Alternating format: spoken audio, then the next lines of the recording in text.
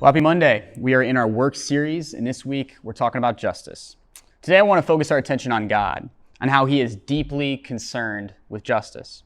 Psalm 89 says, "Righteousness and justice are the foundation of your throne." Psalm 111 adds, "The works of his hands are faithful and just." Psalm 37 declares, "The Lord loves justice. He will not forsake his faithful ones."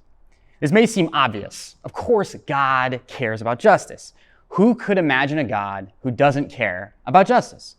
Well, frankly, lots of cultures.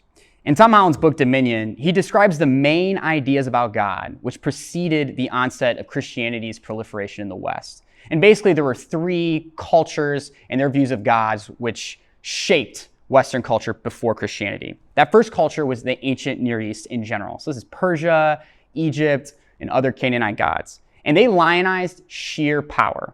You were worthy of worship in these cultures if you could slaughter dragons, destroy sea serpents, and overcome natural forces. Their behavior, though, their actual conduct, even at that time, was considered fickle. These gods were deeply concerned with their own pride, but were utterly unconcerned with justice on earth. Power was what mattered. How it was used was irrelevant. And next we go to the Greeks. Popular Greek gods, so the gods that the people believed in at the ground level, they were inscrutable. They were whimsical. You didn't know what they were going to do. They rarely designed to explain themselves. I'm quoting Holland here. They certainly never thought to regulate morals. The Oracle of Delphi might offer advice, but not ethical instruction. You would go to the Oracle or their temple, these Greek gods, if you wanted to know if you should take the job or if you should go right or left. But you wouldn't go there if you were looking for conduct on how to live your life. But even the more philosophically inclined of that culture, so Aristotle, for example, he said, quote, "The unmoved mover cares nothing for this world." And Rome inherited both of these cultures' theological legacies. Rome was very syncretistic. You can have your gods, your culture has your gods. Let's just all come together and be Roman. That's their idea.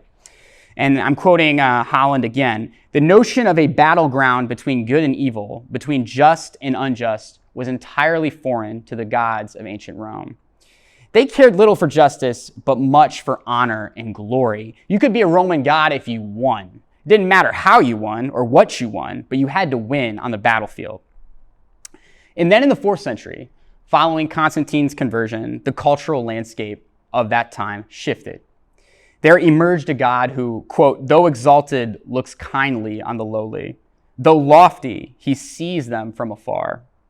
More than that, the Christians claimed that God himself had come down from heaven and dwelt among them. During his life, Jesus, both God and man, spent much time with the poor. He spent much time chastising those who slowed the march of justice. In the person of Jesus Christ, we encounter a God who cares for justice.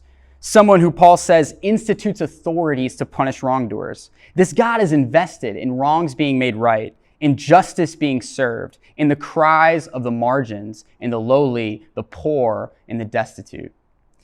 In obedience to that God, we cry with Amos, "Let justice roll down like waters. Let righteousness like an ever-flowing stream." That is the God we worship, and that is the God we find in the scriptures.